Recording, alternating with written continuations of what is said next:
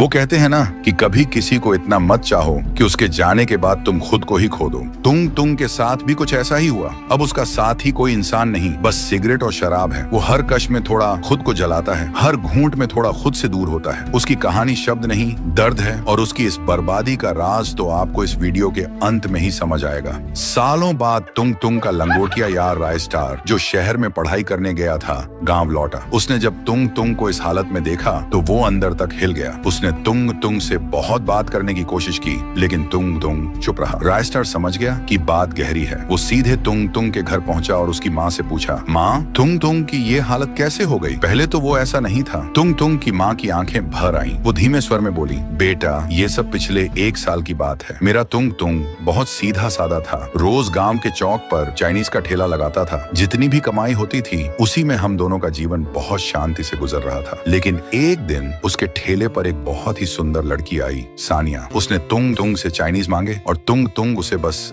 देखता ही रह गया। सानिया को तुंग तुंग के हाथ के चाइनीज बहुत पसंद आए और वो उसके चाइनीज की दीवानी हो गई। और तब से वो रोज तुंग तुंग के ठेले पर आने लगी, कभी चाय पीने, कभी चाइनीज खाने और कभी बस तुंग तुंग से बातें करने। धीरे धीरे दोनों के बीच नजदीकियां बढ़ने लगी। लेकिन एक रात सानिया ने तुंग तुंग की आंखों में देखते हुए कहा, तुंग तुंग, मुझे लगता है कि मुझे तुमसे प्यार हो गया है। बस वहीं से मेरा तुंग तुंग दिल से हार गया। लेकिन कुछ दिनों बाद सानिया ने तुंग तुंग से पैसे मांगने शुरू कर दिए। वो कभी कहती कि कॉलेज की फीस देनी है, कभी घर का किराया और कभी माँ की दवाइयाँ लेनी है। तुंग तुंग ने कभी मना नहीं किया। वो हमेशा यही कहता, तुम्हें और कुछ चाहिए हो तो बता देना। वो अपने सालों की मेहनत से जोड़े हुए सारे पैसे सानिया को दे चुका था। फिर एक दिन सानिया आई और कहा, तुंग तुंग, अगर मैं तुमसे शादी करना चाहूँ तो क्या तुम मुझसे शादी करोगे? तुंग तुंग के पास कोई जवाब नहीं था, सिर्फ आंखों में आंसू। सानिया ने मुस्कुराकर कहा, लेकिन मेरे घर वाले हमारी शादी के लिए इतनी आसानी से नहीं मानेंगे। अगर मैं उन्हें 1 लाख रुपए दूं तो शायद वो इस शादी के लिए मान जाएं। तुंग तुंग ने कांपते हुए कहा, तुम जो बोलोगी मैं वो सब तुम्हारे लिए कर दूंगा,